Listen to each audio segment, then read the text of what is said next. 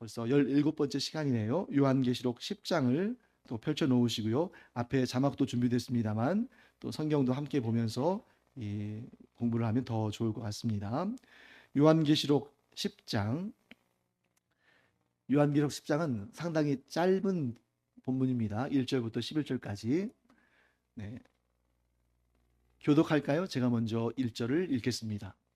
내가 또 보니 힘센 다른 천사가 구름을 입고 하늘에서 내려오는데 그 머리 위에 무지개가 있고 그 얼굴은 해 같고 그 발은 불기둥 같으며 그 손에는 펴놓인 작은 두루마리를 들고 그 오른발은 바다를 밟고 왼발은 땅을 밟고 사자가 부르짖는 것 같이 큰 소리로 외치니 그가 외칠 때에 7우레가 그 소리를 내어 말하더라. 7오레가 말을 할 때에 내가 기록하려고 하다가 곧 들으니 하늘에서 소리가 나서 말하기를 7오레가 말한 것을 인봉하고 기록하지 말라 하더라. 내가 본 바 바다와 땅을 밟고 서 있는 천사가 하늘을 향하여 오른손을 들고 세세토록 살아계신 이 곧 하늘과 그 가운데에 있는 물건이며 땅과 그 가운데에 있는 물건이며 바다와 그 가운데에 있는 물건을 창조하신 이를 가리켜 맹세하여 이르되 지체하지 아니하리니. 일곱째 천사가 소리내는 날 그의 나팔을 불려고 할 때에 하나님이 그의 종 선지자들에게 전하신 복음과 같이 하나님의 그 비밀이 이루어지리라 하더라. 하늘에서 나서 내게 들리던 음성이 또 내게 말하여 이르되 내가 가서 바다와 땅을 밟고 서 있는 천사의 손에 펴 놓인 두루마리를 가지라 하기로. 내가 천사에게 나아가 작은 두루마리를 달라 한즉 천사가 이르되 갖다 먹어버리라. 내 배에는 쓰나 내 입에는 꿀같이 달리라 하거늘. 내가 천사의 손에서 작은 두루마리를 갖다 먹어버리니 내 입에는 꿀같이 다나 먹은 후에 내 배에서는 쓰게 되더라. 11절 함께 읽겠습니다. 그가 그가 내게 내게 말하기를 말하기를 내가 내가 많은 많은 백성과 백성과 나라와 나라와 방언과 방언과 임금에게 임금에게 다시 다시 예언하여야 예언하여야 하리라 하리라 하더라. 하더라. 아멘. 아멘. 네, 내용들을 볼까요? 네. 네. 자, 막간 장면. 여기서 여러분 막 발음 주의해야 됩니다. 예. 맛 가다 이런 뜻 아니에요. 예. 무슨 뜻이냐면 막간. 이거는 연극이나 뭐 뮤지컬 같은 데서 사용되어지는 그런 공연 용어 같은 것입니다. 자, 막이 뭐예요? 1막, 2막, 3막 이렇게 나뉘어지는 거죠. 우리가 요즘에 대부분 이런 문화 생활을 할 때 주로 영화 같은 걸 보잖아요. 영화나. 영화를 보다 보니까 이 막이 잘 구분이 안 돼요. 그런데 드라마를 생각해 보세요. 드라마는 살짝 이렇게 1화, 2화에서 이렇게 좀 구별되잖아요. 옛날에 연극이 그랬죠. 연극이 1막 하고 좀 불 꺼지고 좀 기다렸다가 또 2막 이렇게 하는데 이 막간 장면은 그 1막과 2막 사이에 잠깐 끼어 들어가는 거죠. 그렇기 때문에 이 막간 장면은 연속된 사건의 그 시간 순서에 따라서 진행되는 것은 아닐 수 있어요. 어떤 경우는 그 연속된 사건의 전체와 연결돼서 나오는 것일 수도 있고 또 뭐 물론 연속된 일들의 그 사이에 잠깐 끼어서 나오는 것일 수도 있죠. 자, 예를 들면 지금까지 막간 장면이 얼마나 나왔냐면 오늘까지 해서 2번입니다. 앞으로도 이제 계속 나올 거예요. 11장도 있고 계속 나올 텐데 지금 요한계시록을 이끌어가는 전반적인 흐름은 뭡니까? 자, 요한계시록은 무엇에 관한 책이에요? 하나님의 심판에 관한 책이잖아요. 자, 요한계시록은 전체적인 흐름이 뭐에 대한 내용이라고요? 하나님의 심판. 그런데 하나님의 심판인데 그 하나님의 심판을 어떤 구조로 끌고 가냐면 일곱 인 심판, 일곱 나팔 심판, 일곱 대접 심판, 그 다음에 최후 심판 이렇게 되는 거예요. 그런데 자, 이게 쭉 진행되는데 그때 일곱 인 심판에서 6번째 인이 떼어지고 6번째 재앙이 일어난 다음에 그러면 7번째가 이어져야 하잖아요. 근데 7번째 인, 7째 인의 심판이 있기 전에 잠깐 막간 장면 1이 등장해요. 이게 바로 요한계시록 7장에 나오는 그 유명한 우리가 지난번에 공부했던 14만 4천 하나님의 인치심을 받은 14만 4천 그들이 하나님께 경배하는 그러한 내용이 거기 끼어 있어요. 그 연속적인 흐름으로 하면 제일 자연스러운 게 뭡니까? 첫 번째 인 심판, 두 번째 인 심판에서 뭐 다섯 번째 인, 여섯 번째, 일곱 번째 인 쭉 이어지는 게 옳잖아요. 근데 그 사이에 잠깐 들어간 것인데 제가 지난번에 설명을 드렸는데 기억하시나 모르겠네요. 그렇게 일곱 개의 인 심판이 쭉 진행될 때 갑자기 여섯 번째와 일곱 번째 사이에 이게 들어간 이유는 뭐다? 아직 최후의 심판이 일어나지 않았기 때문에 아직 구원의 기회가 있다. 아직 구원의 기회가 있는 거예요. 자, 그러면 여러분, 우리가 살아가는 이 시대는 몇 번째 인, 혹은 몇 번째 나팔, 혹은 몇 번째 대접 심판인지 우리가 알 수 없죠, 사실. 왜냐면 뭐 하늘에 갑자기 막 자막이 띄어져 가지고, 자, 일곱 번째 심판, 일곱째 인 심판, 네 번째 나팔 심판, 이렇게 안 써 있잖아요. 그렇기 때문에 우리는 정확히 지금이 몇 번째 심판인지 알 수 없어요. 그걸 안다고 하면 그게 거짓말이에요. 하지만 분명히 우리가 알고 있는 사실은 뭡니까? 아직 예수님의 재림이 이루어지지 않았기 때문에 아직은 뭐가 있다? 구원의 가능성이 남아있다. 하나님의 구원의 문이 아직 열려있다. 이거를 계속 보여주는 게 지금 요한계시록 7장의 14만 4천의 이야기. 또 오늘 등장합니다. 오늘은 어떤 내용이 등장해요? 힘센 천사와 작은 두루마리 등장하잖아요. 이런 내용들이 등장하는 이유가 뭡니까? 아직은 끝이 아니다 하는 것을 보여주고 있는 것입니다. 그래서 지금까지 나온 막간 장면 1, 하나님의 이제 못하네요. 하나님의 인치심을 받은 14만 4천 명과 하나님의 보좌 앞에 나와 하나님께 경배드리는 큰 무리가 등장하는 7장. 그게 어디에서 일어나는 일이었습니까? 천상교회에서. 지금 동시에 이루어지는 일입니다. 이 지상에서는 영적 전투의 현장이 이루어지고 있고 그 동시에 천상에서는 영원한 찬양의 경배가 이루어지고 있죠. 마치 뭐와 같냐면 이 지상은 막 그 폭풍 가운데 지금 막 휩싸인 것 같은 거예요. 그리고 막 그 전쟁의 포화 속에서 어떤 그리스도인은 총에 맞아 쓰러지기도 하고 어떤 그리스도인은 막 승리의 그 찬가를 부르기도 하고 다양하게 섞여 있어요. 그래서 여러분 모든 그리스도인들이 다 지금 승리한 건 아니잖아요. 승리의 길로 나가고 있지만 때때로 패잔병도 있을 수 있어요. 예를 들면 베드로 같은 사람. 예수님께서 잡히시던 날 밤에 그 다음 새벽닭이 울기 전에 3번이나 예수님을 모른다고 부인했잖아요. 패잔병이에요. 그럼에도 불구하고 그는 지지 않았죠. 왜 그렇습니까? 그가 섬기는 주님이 승리하셨으니까. 자, 전쟁터에 나갔을 때 개인적으로는 얼마든지 질 수 있죠. 여러분 백병전 아시죠?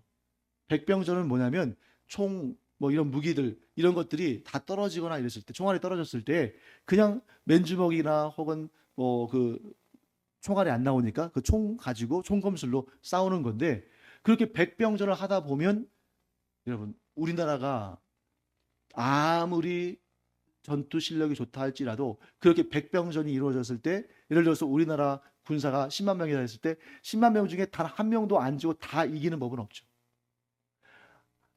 인류 역사상 뭐 수만 번, 뭐 수십만 번의 전쟁이 있었겠습니다만 그 어떤 전쟁도 아군의 부상자가 단 한 명도 없이 아군의 손실이 단 하나도 없이 그렇게 일방적으로 승리한 전쟁은 있었습니까? 없었습니까? 우리는 다 보지 않았잖아요. 다 보지 않았지만 알죠. 우리가 죽어보지 않았지만 죽는다는 거 아는 것처럼 우리가 그 모든 전쟁을 다 참여해보지 않았지만 우리는 분명히 알아요. 어떤 전쟁도 아군의 피해가 단 하나도 없이 일방적으로 끝나는 경우는 없다.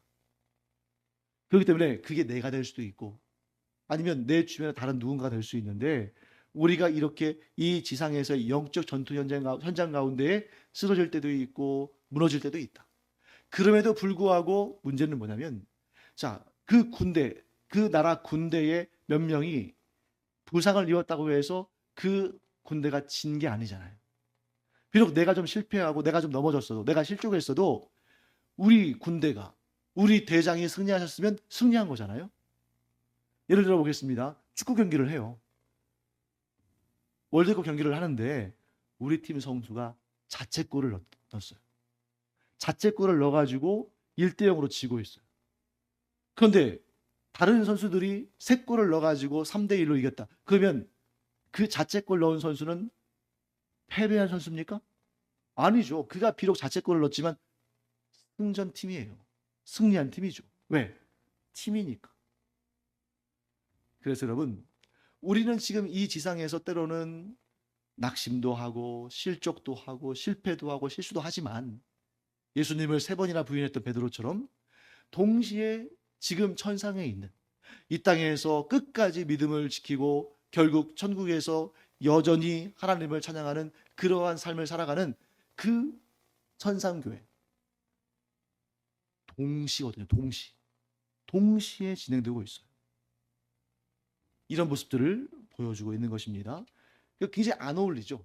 막 지상에서는 지금 막 7인의 심판이 이루어져서 막 그 산과 바다와 이런 데가 막 지금 다 막 무너지고 재앙이 떨어지고 막 그러고 있는데, 천상에서는 너무 평온하게 하나님의 보좌 주변에 내 짐승들 모양의 천사들과 또 14만 4천, 그 24장로들과 또 그 14만 4천 명의 사람들과 수많은 그 피조물들이 모여서 하나님을 찬양하고 있는 그런 모습들 우리가 보게 됩니다. 자, 막간장면 2, 두 번째, 오늘 우리가 읽은 요한계시록 10장입니다. 여기에는 펼쳐진, 이게 중요해요. 펼쳐진 작은 두루마리와 힘센 천사가 등장합니다. 이 10장의 막간 장면은 아까 7장의 14만 4천 명은 7번째 인이 떼어지기 전에, 6번째 인이 떼어지고 그 다음에 7번째 인이 떼어지기 전에 그 사이에 주어진 그러한 장면이라면, 오늘 우리가 읽는 요한계시록 10장 이 장면은 6번째 나팔과 7번째 나팔 사이에, 즉 6번째 나팔은 불려졌어요. 그런데 아직 7번째 나팔이 불려지기 전에 이 장면이 또 이렇게 막간 장면으로 삽입되어 있습니다. 어떤 내용입니까? 6째 나팔과 7째 나팔 심판 사이에 막간 장면으로서 펴놓인 작은 두루마리와 힘센 천사가 등장합니다. 자, 펴놓였다는 것은 뭘 의미할까요? 여러분들 여기에서 힌트를 얻으셔야 돼요. 그냥 작은 두루마리다 라고 해도 되는데 2절 말씀에 펴놓인 작은 두루마리라고 되어 있잖아요. 딱 뭐가 떠올라야 됩니까? 자, 펴놓았다는 건 뭘 의미해요? 봉인된 것이 뜯겨진 거잖아요. 그 봉인된 것을 누가 뜯었습니까? 자, 여기 볼까요? 네. 요한계시록 5장에 이미 나왔습니다. 자, 요한계시록 5장 1절부터 5절까지 우리 교독해 볼까요? 제가 먼저 1절 읽겠습니다. 내가 봄에 보좌에 앉으신 이의 오른손에 두루마리가 있으니 안팎으로 썩고 7인으로 봉하였더라. 또 봄에 힘 있는 천사가 큰 음성으로 외치기를 누가 그 두루마리를 펴며 그 인을 떼기에 합당하냐 하나. 하늘 위에나 땅 위에나 땅 아래에 능히 그 두루마리를 펴거나 보거나 할 자가 없더라. 그 두루마리를 펴거나 보거나 하기에 합당한 자가 보이지 아니하기로 내가 크게 울었더니, 함께 읽겠습니다. 장로 장로 중에 한 사람이 내게 말하되 울지 말라. 유대 지파의 사자 다윗의 뿌리가 이겼으니 그 두루마리와 그 7인을 떼시리라 하더라. 자, 답이 나왔죠? 자, 앞에 보세요. 요한이 환상 중에 하나님의 보좌를 봤습니다. 근데 보좌에 앉으시니 누구겠어요? 성부 하나님이시잖아요. 성부 하나님의 손에, 오른손에 두루마리가 있어요. 그런데 그 두루마리에 안팎으로 써 있고 7인으로 봉해졌어요. 자, 7인으로 봉했다는 것은 뭘 의미할까요?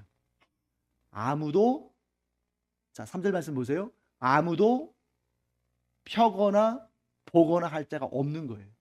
7, 하나님의 완전수. 하나님께서 완전히 봉하셨기 때문에 누구도 볼 수 없는 그런데 어떤 일이 벌어집니까? 그 두루마리를 펴거나 보거나 하기에 합당한 자가 보이지 아니하므로 내가 크게 울었더니 누가 울었어요? 요한이. 분명히 성부 하나님께서 주시는 그 책이면 모든 답이 들어있지 않겠습니까? 구원에 대한 내용, 심판에 대한 내용 다 들어있을 거 아니에요. 그런데 그 내용을 봐야 되는데, 봐야 사망을 피할 수 있고 봐야 생명을 얻을 수 있을 텐데 아무도 그 인을 떼기에 합당하지가 못해. 감히 떼지를 못해. 그러니까 야, 저것이 떼어져야, 들려져야, 그래야 우리가 살고 심판을 면할 텐데 우리를 위해서 이 인을 뗄 자가 아무도 없는가 하고 막 한탄을 하면서 울고 있는데, 그 중에 5절 말씀 보시면 장로 중에 한 사람, 이 장로는 어디에 속한 사람입니까? 24 장로들 중에 한 사람이 요한에게 말합니다. 울지 말아라. 유대 지파의 사자 다윗의 뿌리가 이겼으니 그 두루마리와 그 7인을 떼시리라 하더라. 자, 유대 지파의 사자 다윗의 뿌리, 누구를 말할까요? 예수님을 말하죠. 그런데 다윗의 뿌리이신 예수님이 이겼다고 되어 있어요. 뭘 이겼을까요? 뭘 이겼어요? 죄와 사망의 권세를 이긴 거죠. 죄와 사망의 권세를 뭘로 이겼습니까? 십자가의 죽음으로. 십자가의 죽음과 부활하심으로 그가 승리했기 때문에 이 두루마리와 그 7인을 뗄 자격을 얻으셨다. 만약에 예수님께서 죄와 사망의 권세를 이기지 못하셨다면 못 떼셨겠죠. 떼셨기 때문에, 이기셨기 때문에 그 7인을 떼실 것이다. 왜요? 왜 그럴까요? 예수님은 두 가지의 목적을 가지고 일하셔요. 예수님의 목적 두 가지. 예수님의 사역 두 가지. 첫 번째가 뭘까요? 구원자. 두 번째는 뭡니까? 자, 구원자가 나왔으면 당연히 뭐가 나와야 할까요? 심판자. 이 순서가 바뀌어져 버렸으면 우리는 정말 큰일 난 거죠.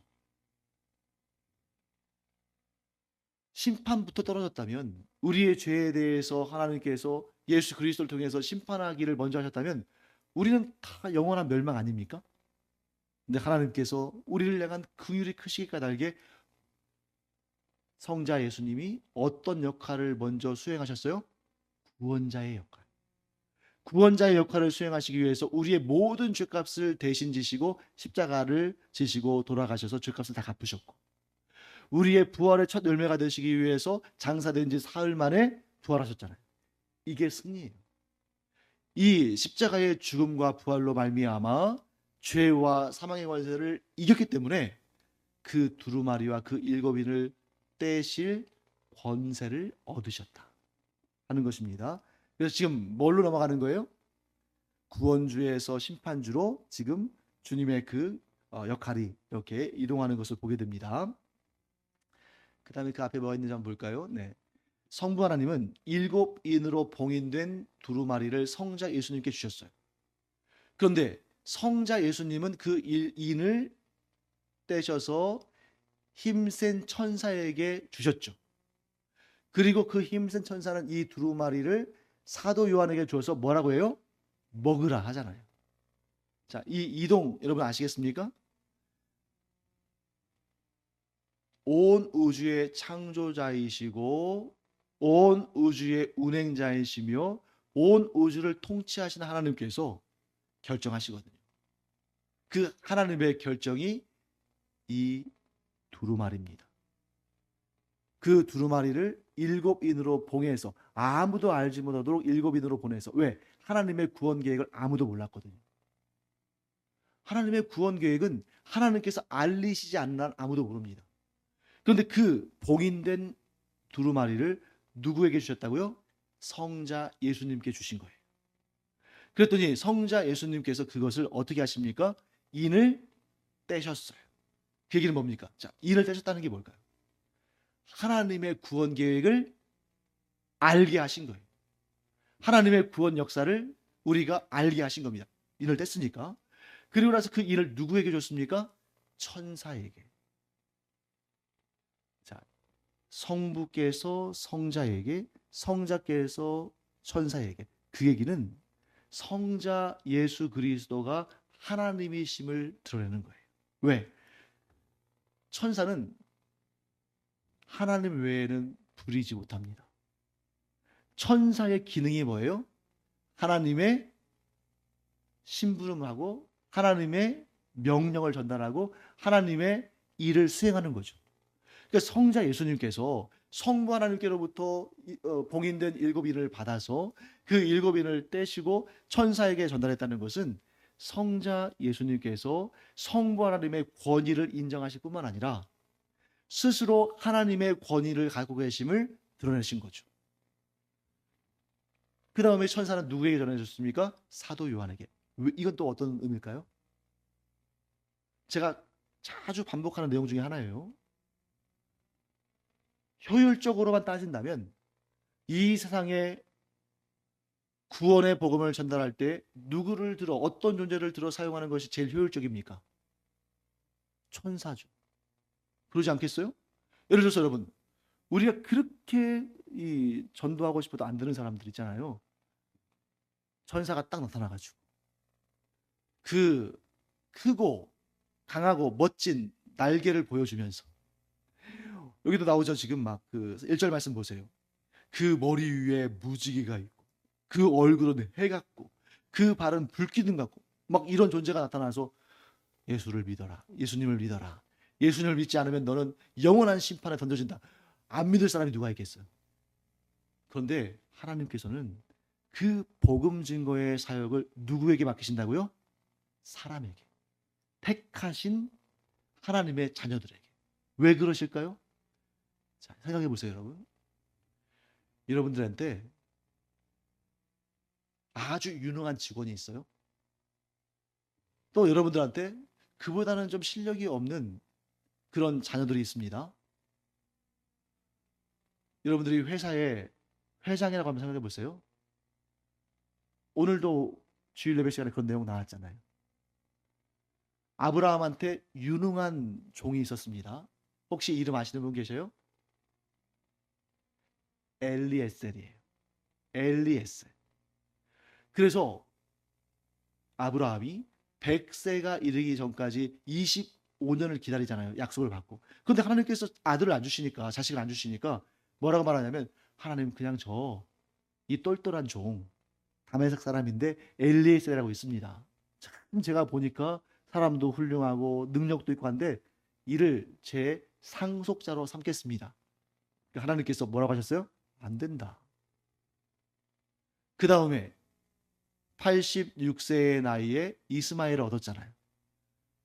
이스마엘 86세에 얻은 아들이니까 얼마나 귀하겠어요? 이스마엘이나 주 앞에서 살기를 원합니다. 그렇게 말했어요. 그때 하나님께서 뭐라고 하십니까? 아니다. 내가 사라에게서 아들을 낳게 할 텐데 내가 그의 이름을 이삭이라고 하라. 내가 그와 영원한 언약을 맺겠다. 이렇게 말씀하시잖아요. 자, 엘리에셀에게 상속을 하는 게 맞습니까? 이삭에게 상속을 하는 게 맞습니까? 이삭이죠. 하나님께서는 아무리 천사들이 유능하고 아무리 천사들이 일을 잘하고 아무리 효과적이라 할지라도 그 가장 귀하게 여기시는 사역, 만유를 회복하시는 그 사역을 누구를 통해 이루기를 원하신다고요? 자녀인 사람들, 하나님을 섬기는 사람들을 통해서 이루기를 원하신다. 효율적으로만 따지면 천사가 훨씬 더 능력이 있고 훨씬 더 효과적이겠지만 가장 좋은 것을 누구에게 주신다? 자녀들에게. 가장 귀한 것을 자녀들과 함께 일하시는 거예요. 좀 더디고 또 좀 성과가 떨어진다 할지라도 그게 바로 우리를 들어 사용하시는 하나님의 뜻입니다. 자, 그런데 이 천사가 능력 있는 건 분명한 사실이잖아요. 이 천사가 이 두루마리를 사도 요한에게 전달하면서 주어서 먹게 했습니다. 자, 이 힘센 천사에 대해서 뭐라고 묘사하는지 한번 볼까요? 자, 2절 말씀 보시죠. 중간에 보시면 이렇게 돼 있죠. 그 오른발은 바다를 밟고 있고 왼발은 땅을 밟고 있다. 여러분, 이거 딱 생각해 보면 엄청나게 큰, 옛날로 따진다면 막 그런 엄청나게 큰 그런 타이탄, 그런 거인처럼 보이잖아요. 바다 밟고 땅 밟고. 그런데 사실 이거 우리도 할 수 있어요. 더군다나 이 제주는 이렇게 할 수 있는 환경이 많죠. 어떻게 하면 됩니까? 바닷가 가가지고 백사장 가가지고 한쪽은 물에 발 담그고 한쪽은 그냥 백사장 땅 밟고 있으면 되잖아요. 그러니까 여러분, 이 성경에 나오는 이런 상징들을 볼 때 너무 막 상상력을 너무 발휘해가지고 너무 괴기스럽게 그렇게 해석할 필요가 없어요. 뭘 주의 깊게 봐야 됩니까? 이러한 이미지가 무엇을 말하려고 하느냐.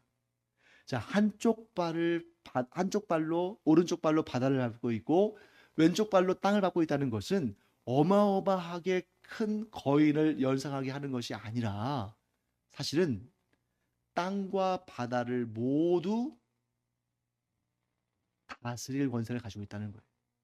그러니까 하나님처럼 다스린다는 것이 아니라 이 천사가 지금 전달하는 메시지가 땅과 바다 모두를 포함한다, 포괄한다. 즉 어느 일부분이 아니라 지구 전체, 우리가 살고 있는 이 세상 전체를 포함하고 있다 하는 것을 알게 되는 것이죠. 그래서 땅과 바다는 온 세상을 상징합니다. 그 얘기는 힘센 천사가 전달하는 그 두루마리 속의 메시지가 온 세상에 선포되고 또한 이루어질 것을 의미하는 거예요. 일부가 아니라. 여러분, 오늘날 우리가 성경을 읽고 또 묵상도 하고 공부도 하고 합니다만 또 어떤 분들은 쓰기도 하죠. 이 성경 우리만의 것입니까? 아니에요. 사람들이 인정하지 않을 뿐이지 이 성경은 온 우주 모든 만물을 대상으로 쓰여진 책이에요. 그래서 우리만 구원받는 것이 아니라 하나님의 아들들이 나타나면, 로마서의 말씀처럼 하나님의 아들들, 하나님의 자녀들이 나타나면 누가 기뻐해요? 피조물들이 기뻐한다는 거예요. 피조물들의 고대하는 바는 하나님의 아들들이 나타남이니. 왜요? 하나님의 아들들이 나타나서 그들이 구원을 얻고 예수 그리스도의 재림의 날에 그들의 승리의 면류관을 쓸 때에 그와 함께 모든 피조물들도 회복된다는 거죠.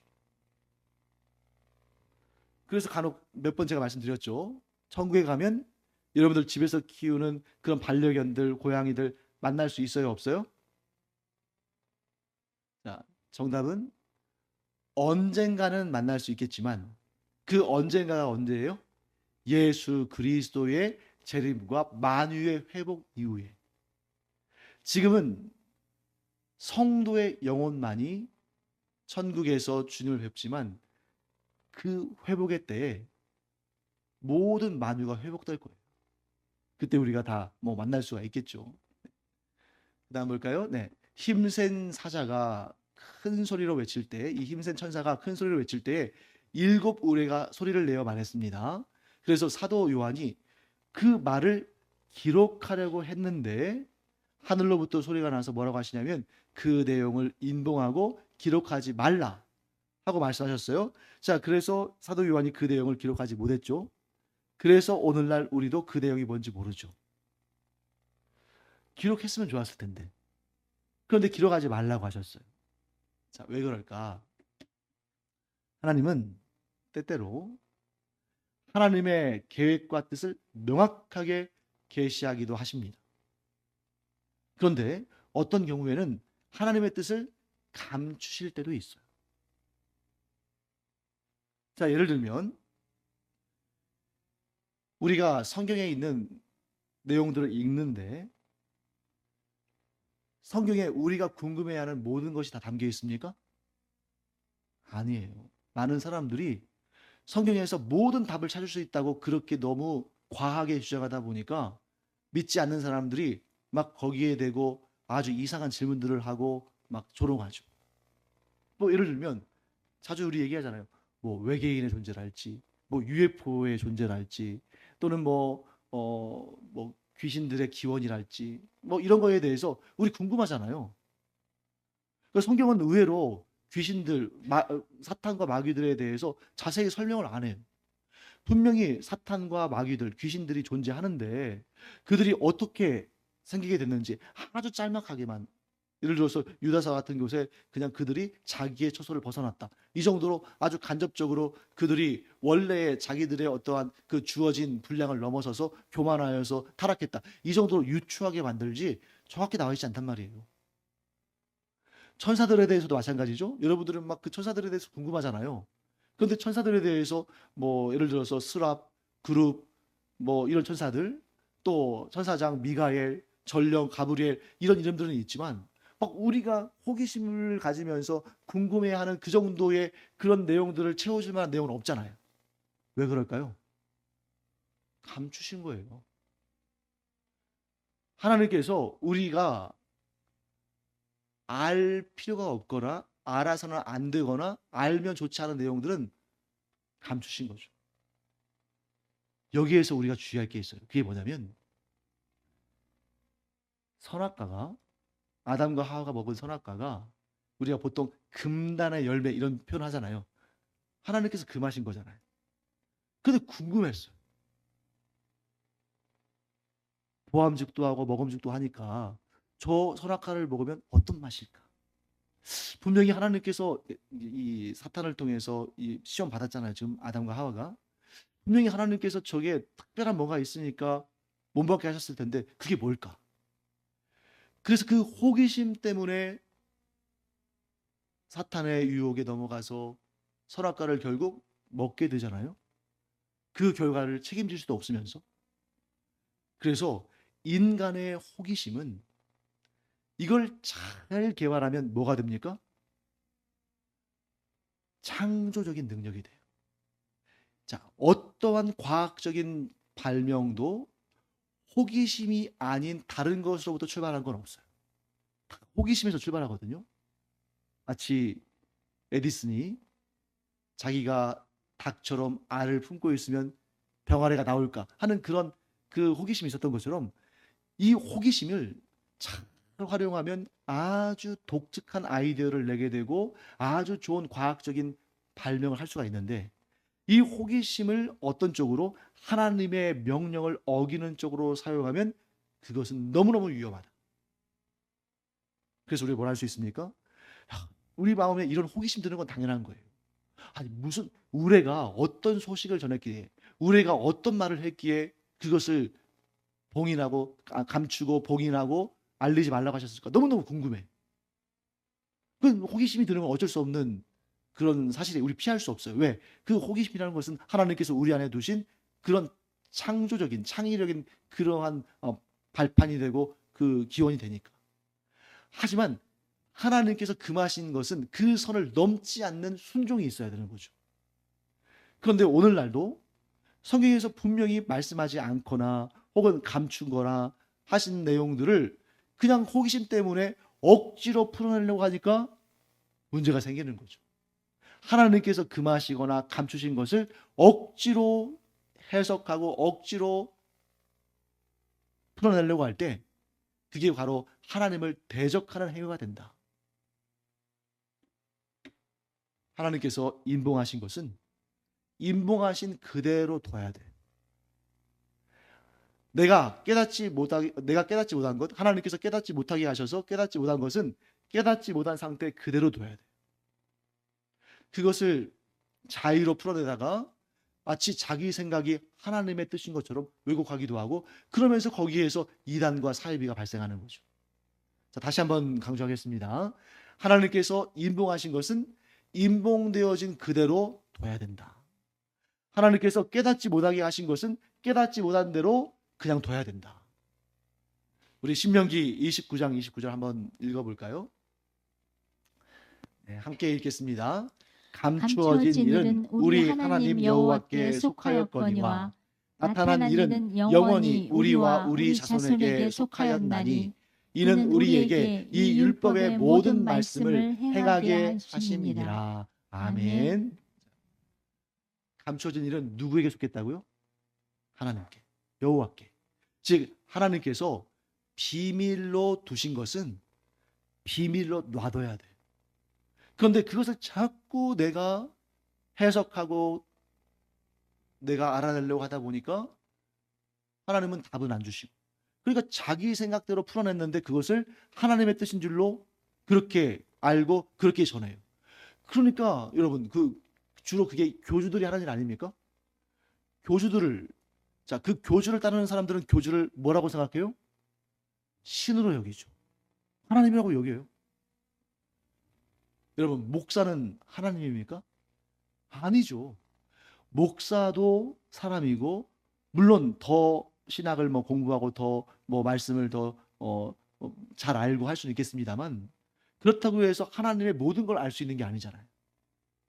그래서 가장 훌륭한 목사, 가장 훌륭한 성경 교사는 자기가 성경의 말씀을 다 안다고 생각하지 않는 사람이에요. 내가 성경에 있는 모든 내용을 다 안다고 그렇게 주장하는 사람 곁에는 여러분들이 머물러 있으면 안 돼요. 그러니까 정직한 설교자라면 이렇게 설교합니다.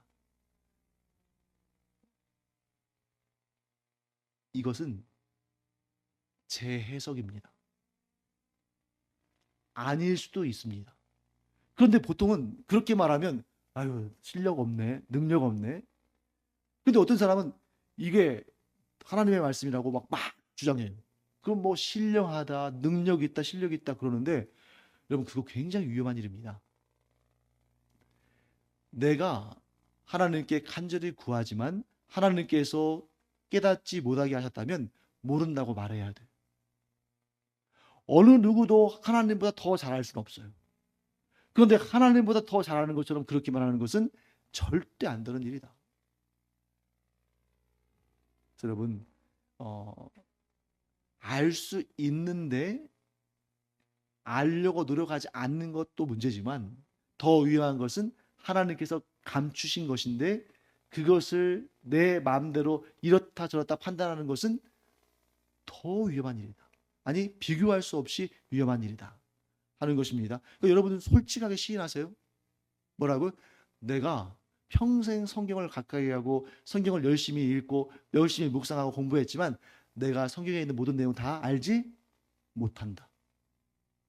성경에 있는 모든 내용을 다 알지 못하는데 하나님께서 감추시기 위해서 성경에 계시하지 않으신 내용들까지 어떻게 알겠어요?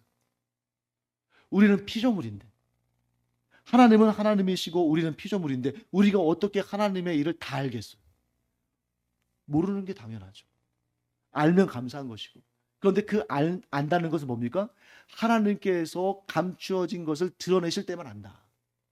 그래서 요한계시록에서 그 계시, 무슨 뜻이에요? 감추인 것을 드러내어 보이시다. 요한계시록은 원래 사람들에게 감추어졌던 것인데 하나님께서 드러내셨다. 어떻게 해요? 하나님께서 임봉된 7인으로 임봉된 두루마리를 누구에게 주셨어요? 예수님께. 그런데 어떤 권한을 주셨습니까? 그 7인을 뗄 수 있는 권한을 주셨어요. 그래서 감추어졌던 것이 드러났어요. 그것을 천사를 통해서 우리에게 주셔서 우리가 그 말씀을 읽고 듣고 배우고 알게 되는 거죠. 겸손해야 됩니다. 교만해서는 안 돼요. 내가 다 안다. 선줄로 아는 자는 넘어질까 조심해야 돼. 나는 한없이 부족하지만 그저 하나님께서 알려주신 것까지만 알 수 있습니다. 이런 고백이 있는 우리가 되기 바랍니다. 네, 그 다음에 하늘에서 나는 음성이 요한에게 뭐라고 말하냐면 그 힘센 천사에게 가서 두루마리를 받으라 라고 말씀하셨습니다. 그래서 요한이 힘센 천사에게 가서 그 작은 두루마리를 달라고 요구했어요. 그랬더니 그 천사가 요한에게 그 작은 두루마리를 주면서 그냥 가서 읽어봐라 하면 될 것 같은데 뭐라고 했습니까? 가져가서 먹어라. 여러분, 먹을 수 있겠어요? 자, 제가 여러분들 과제 내드리면서 오늘은 가서 창세기 먹어오세요. 그러면 먹을 수 있겠습니까? 네. 자, 진짜로 이렇게 먹으라는 얘기 아니겠죠. 그 얘기가 아니에요. 왜? 요한계시록은 대부분이 상징으로 되어 있잖아요. 그럼 먹는다는 것이 뭘 상징할 것인가 그걸 생각해야지. 아유, 저거 먹으려면 어떻게, 아유, 물 좀 마시면서 먹어야겠네. 이런 생각하면 안 된다는 거죠. 무슨 의미가 있을까? 그 뜻이 뭘까? 네. 그런데 일단 요한이 그걸 먹었대요. 이것도 상징적인 행위죠. 그 작은 두루마리를 먹자 입에는 꿀같이 다나 먹은 후에 배에서는 쓰게 됐다. 자, 두루마리를 먹는다는 것은 뭘 의미하냐면 하나님의 말씀을 머리로만 이해하는 것이 아니라 삶에 완전히 배어나도록 적용하고 실천하는 것까지 하라는 얘기예요. 자, 우리가 음식을 먹으면 어떻게 됩니까?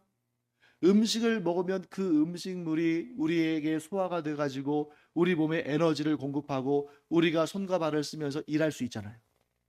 음식을 안 먹으면 에너지 공급이 안 돼서 일할 수 없잖아요.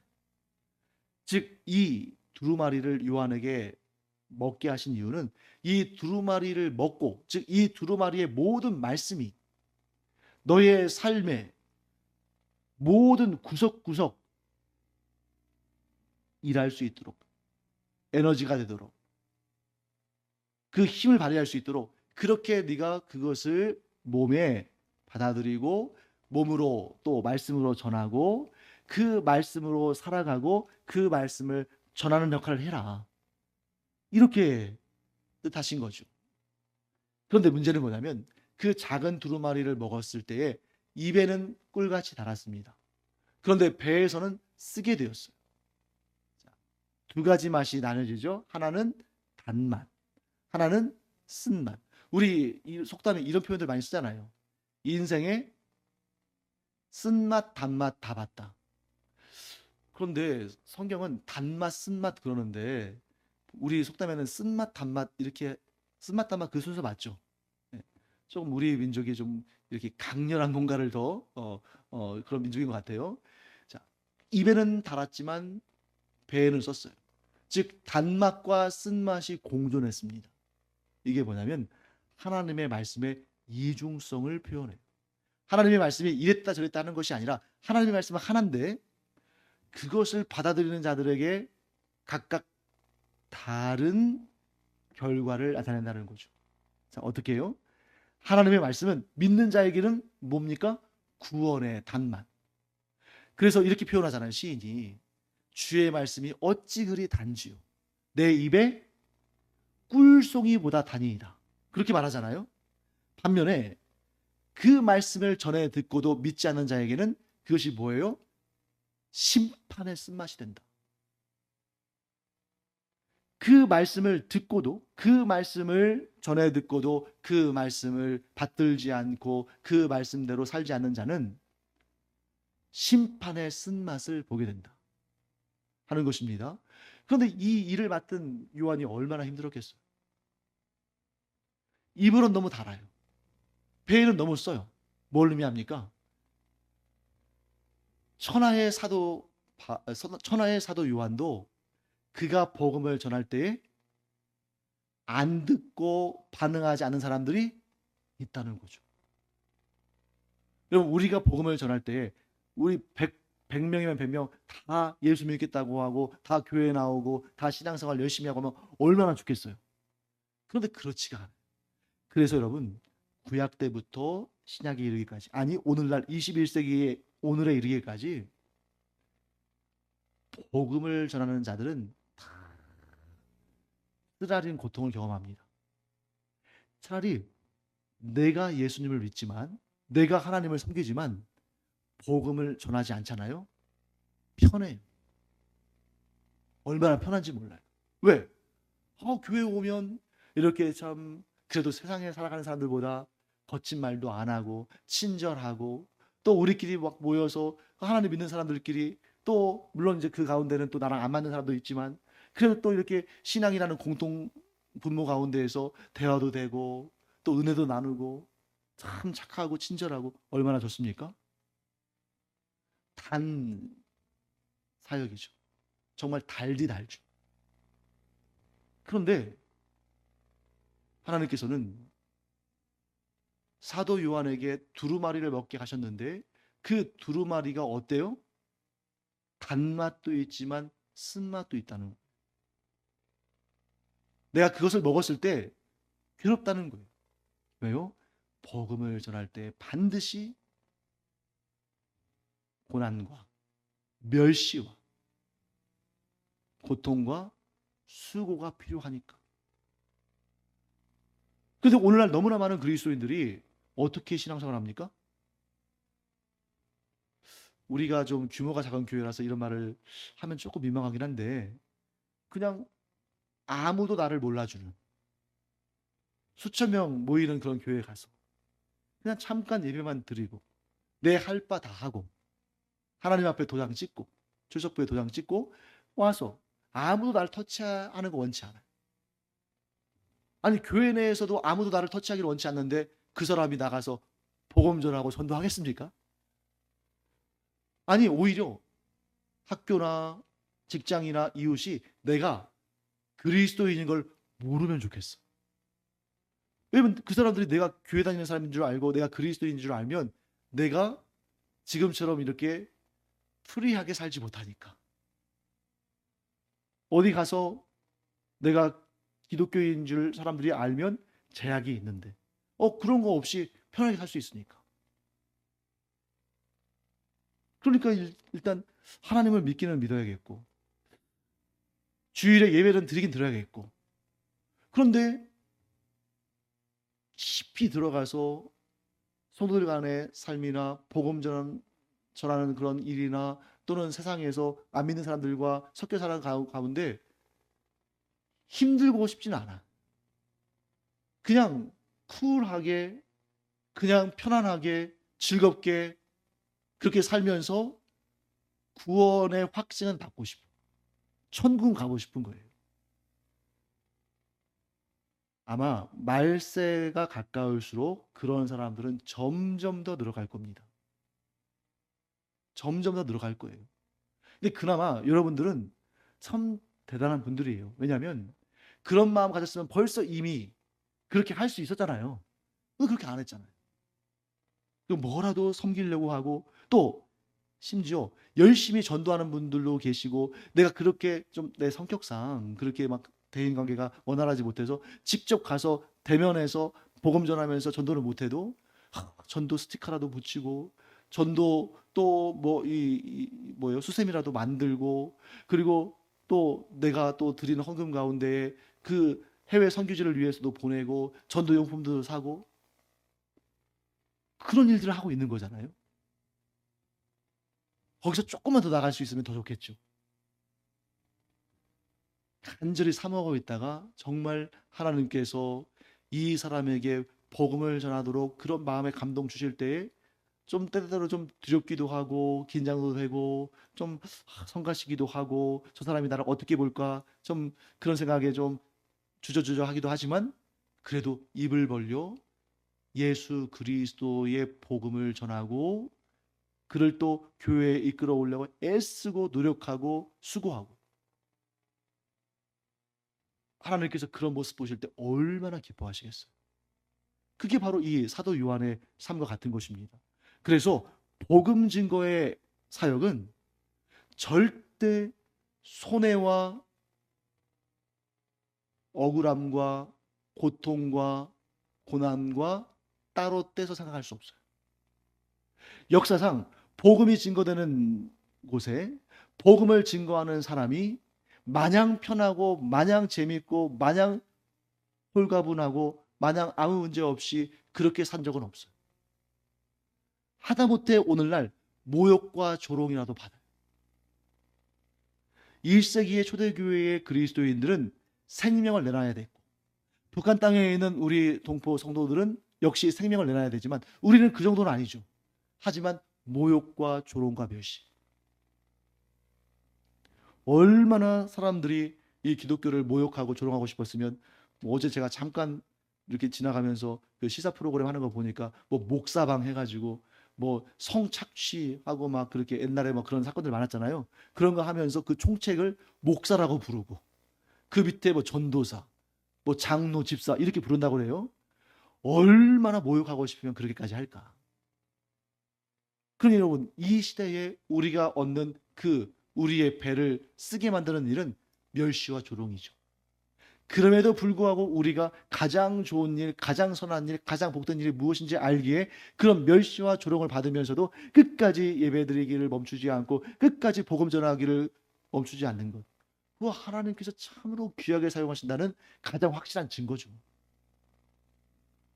그래서 여러분, 제가 뭐 옛날처럼 그래프 그려놓고 몇 명 전도했는지 막 여기서 뭐 별표 딱 이렇게 해가지고 경쟁시키고, 그래서 뭐 다른 교회에 있는 분들 잠깐 빌려다가 앉혀놓고, 그거 요구하지 않아요. 평생 단 한 명도 좋습니다.